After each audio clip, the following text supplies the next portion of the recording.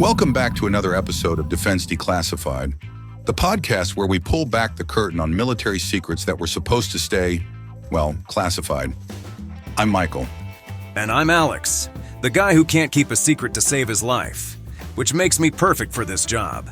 Today we've got a hot topic that'll have you on the edge of your seats, or at least double-checking your survival bunker inventory. Today we plunge into a story that's as chilling as a Siberian winter and as spicy as a Cuban cigar. We are going back to 1962 with Operation Anadyr, where the world was one bad move away from nuclear oblivion. And then, we're fast-forwarding to 2024, where Russia seems to be itching for a sequel, just 200 miles off the coast of Florida. And in case you missed the headlines, we're talking about the Russian frigate Admiral Gorshkov, the nuclear-powered submarine Kazan, and their entourage, a rescue tug and an oil tanker. These guys showed up not just once, but twice this summer, in June and July this year. What's next? A 60s-style showdown? Right, nothing to see here. Just a nuclear-powered submarine and a couple of warships lounging in Cuban waters. Totally normal. Exactly. Because nothing screams routine like the Kazan, a Yasin-class nuclear-powered cruise missile submarine, casually dropping anchor near Havana. But you know, they're just there for some sun and mojitos. Paranoid? Us? Never. These guys are prepping for a military exercise in the Atlantic. Just your typical summer beach party. Yeah, no big deal. Like neighbors dropping by to borrow a cup of sugar, or a nuclear warhead. Jake Sullivan, the U.S. National Security Advisor, says there's no evidence of missiles being transferred to Cuba. No missiles, no problem, right? Or maybe we're just going to miss them again, like we did with Operation Anadyr in 1962. An operation that almost made the world go boom. It's like the Cold War version of a surprise birthday party, but instead of balloons, there were nuclear missiles. And instead of cake, the world almost got a taste of nuclear winter. Operation Anadyr was the Soviet Union's little secret vacation plan, where they thought Cuba was the perfect spot for some nuclear missiles and thousands of troops. It was top secret, so secret that only 133 people in the entire Soviet Union knew about it. They even told their own troops they were heading to a cold destination, hence the name Anadyr after a chilly region in Russia. Surprise. General of the Army Issa Pliyev led the charge, with Vice Admiral G.S. Abashvili and General Lieutenant of Aviation S.N. Grechko. These guys brought in missiles piece by piece, under the guise of sending agricultural equipment. Yeah, because nothing says farming like a medium-range ballistic missile, am I right? They used around 20 cargo ships with wheat as a cover. Hidden between the sacks were tanks, torpedoes, and parts for the missiles. According to declassified NSA documents, they made around 43 voyages. Who knew wheat could be so dangerous? Wheat, the new weapon of mass destruction. According to declassified NSA documents, these manifests were as suspicious as a cat in a room full of rocking chairs.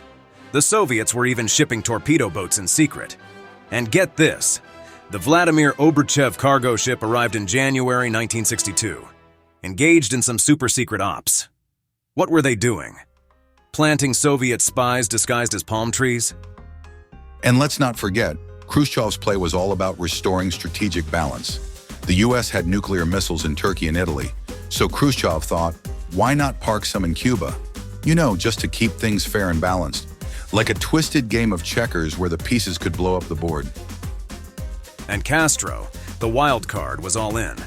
He told Khrushchev, "Sure, bring in the nukes. If it means sticking it to the US, I'm ready to go out in a blaze of glory." Talk about playing with fire. Literally. Right. And just like today, we had intelligence saying, nah, there's nothing to see here. Then boom, U-2 spy planes caught missile sites under construction. Maybe we've got better eyes in the skies now, but are we seeing everything? Fool me once, shame on you. Fool me twice. Well, the Russians decided to swing by Cuba not once, but twice in June and July. Talk about a summer vacation. What's next? Are they going to start offering all-access submarine tours? Well, in fact, in June, the Navy sent P-8 Poseidon anti-submarine aircraft to track the Russians and have the destroyers USS Truxtun and USS Donald Cook patrolling the waters. Northcom has said they're on it, monitoring everything to make sure the Russians don't pull any crazy Ivans.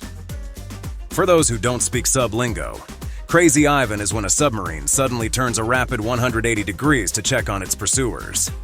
The naval equivalent of a gotcha moment. And in a twist that feels ripped right from a Tom Clancy novel, Los Angeles-class fast-attack USS Helena submarine just happened to drop by Gitmo for a routine port visit, because it's totally normal for a nuclear-powered sub to just pop in when the Russians are in town. It's almost like the Navy was setting up the perfect sequel to the Hunt for Red October Caribbean Cruise Edition.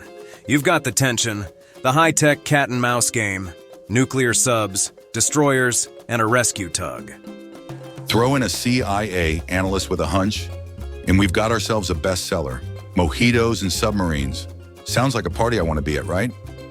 Just don't forget the sunscreen, because getting burned is bad, but getting detected by sonar is worse. Well, it's clear that the seas are getting a little choppier these days.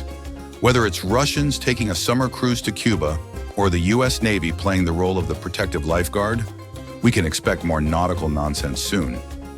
And for those of you who are itching for more details, we've got some declassified goodies in the Altitude, our very own newsletter. Check out the juicy files on Operation Anadyr, ship cargo manifests, and all sorts of Cold War throwbacks. Plus, we'll be keeping an eye on the Pacific for what we're calling the next Ocean Intense, where it looks like another storm might be brewing. So, what's the lesson here? Stay vigilant, keep your friends close and your enemies in international waters. Yeah, and maybe, just maybe, don't trust a cargo manifest labeled wheat if you're in the intelligence community. Well, that's all the time we have for today's episode of Defense Declassified. And if you're planning on a Caribbean cruise, maybe check the naval traffic first and the waters under. We'll be back next week with more stories.